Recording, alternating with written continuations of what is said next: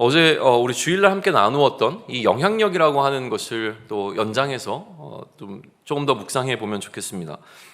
영향을 준다라고 하는 것은 일반적이지 않을 때 무언가 상식을 뛰어넘는 방식으로 어떤 일이 일어날 때 좀 더 폭발력을 갖는다라는 이야기를 좀 했었죠. 일반적이지 않고 예측한 방식이 아닐 때, 누군가 미처 생각하지 못했던 좋은 일을 행할 때 그것은 많은 사람들에게 영향력을 행사하게 되어집니다.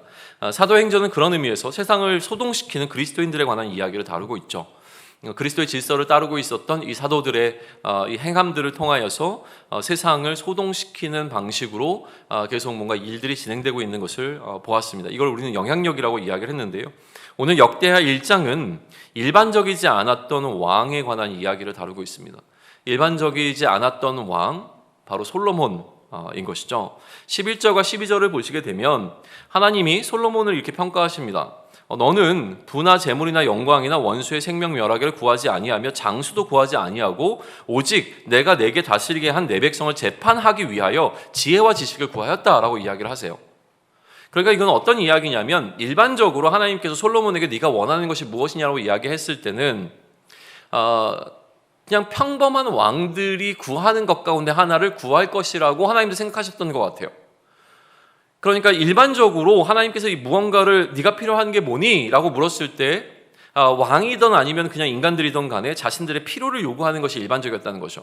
하나님, 나 물질이 필요해요? 아니면 하나님, 나 건강이 필요해요? 하나님, 나 명예가 필요해요? 하나님, 내가 지금 억울한 것을 하나님께서 좀 해결해 주셨으면 좋겠어요. 이런 이야기들을 보통 다 이야기하는데 솔로몬은 달랐다는 거예요. 솔로몬은 어떻게 달랐냐면, 하나님, 내가 하나님께서 맡은 사명이 있는데 이 사명을 내가 좀 잘 감당했으면 좋겠습니다. 그러기 위해서 내가 필요한 것이 있는데 이걸 좀 주세요라고 얘기하는 방식을 이야기했을 때 하나님은 이것을 일반적이지 않다라고 말씀하신다라고 하는 거예요.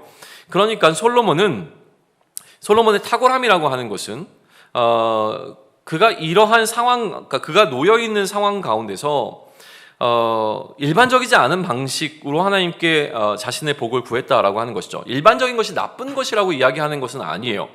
그러나 다만 솔로몬이 왜 이러한 상황 가운데서 일반적이지 않을 수 있을까에 대해서 우리는 질문을 던져야죠. 솔로몬은 왜 많은 왕들이 요구하는 것처럼 그가 필요한 것을 하나님께 얘기할 수도 있었는데도 불구하고 일반적이지 않은 요구를 하나님께 함으로 말미암아 이러한 어떤 결과를 가져오게 되었는가라고 했을 때, 솔로몬에게 지금 가장 핵심적인 그의 관심사는 어디에 놓여 있냐면 그 자신이 갖고 있었던 사명이었습니다. 그는 사명을 품고 지금 하루하루를 살아가고 있었던 것이 너무나 분명해 보이는 것이죠. 자신이 맡은 이 사명을 잘 감당하고 싶은 욕망이 그 어떤 욕구보다도 훨씬 더 컸다라고 하는 사실을 알 수 있죠. 내가 왕이라고 하는 사명을 맡았는데 이 왕으로서 내가 감당해야 되는 이 백성들을 잘 돌보고 그들을 재판하는 이것을 잘하고 싶다라고 하는 욕망이, 내가 더 많은 물질을 갖고 싶어, 내가 더 오래 살고 싶어라고 하는 이런 인간의 기본적인 욕망보다도 훨씬 더 컸다라고 하는 사실을 알 수 있어요. 이거를 너무 잘하고 싶었던 것이죠. 그런데 이것을 너무 잘하고 싶었던 솔로몬은 자신의 한계를 마주하게 됩니다. 어떻게 자신의 한계를 마주했냐면, 너무 많았던 거예요. 티끌같이 많은 백성을 하나님이 도대체 내가 어떻게 감당할 수 있습니까? 내 능력으로 내가 이 역할을 잘 감당하고 싶은데 나는 능력이 없어서 이러한 백성들을 잘 다스릴 수 없습니다 라고 하는 자신의 연약함을 마주하게 됐던 거예요. 그러니까 이것을 넘어서기 위하여 하나님의 도우심 없이는 도저히 자신은 이 역할을 잘 감당할 수 없다라고 하는 그것을 깨닫고 난 이후에 자신에게 기회가 왔을 때 하나님께 이것을 위한 능력을 달라고 기도합니다. 지혜와 지식을 주십시오 라고 이야기를 하는 것이죠. 우리는 지금 하프타임을 보내고 있습니다. 이 하프타임은 하나님의 능력인 성령이 우리 가운데 임하기를 기다리는 시간입니다. 이미 우리 가운데 거하시는 성령으로 충만해지는 시간이기도 합니다. 솔로몬은 자신의 사명을 잘 감당하고자 했던 것이 너무나 분명하죠. 그렇기 때문에 자신의 연약함을 마주하게 되었고요. 이 연약함을 넘어서기 위하여 하나님의 도우심을 구하고 있는 것이 오늘 역대하 1장이 보여주고 있는 내용입니다. 하프타임 동안 우리는 먼저 우리가 감당해야 할 사명에 우리의 시선을 좀 집중하면 좋겠습니다. 그러다 보면 나의 연약함이 보이기 시작할 겁니다. 하나님께서 나에게 이 사명을 맡겨주셨는데, 하나님께서 나에게 이 일을 감당할 것을 요구하셨는데 여전히 내 안에 연약함 때문에 이 사명을 잘 감당하지 못한다라고 하는 것이 드러날 때 우리가 하나님께 요구하게 되어지는 것은 결국 하나님의 능력입니다.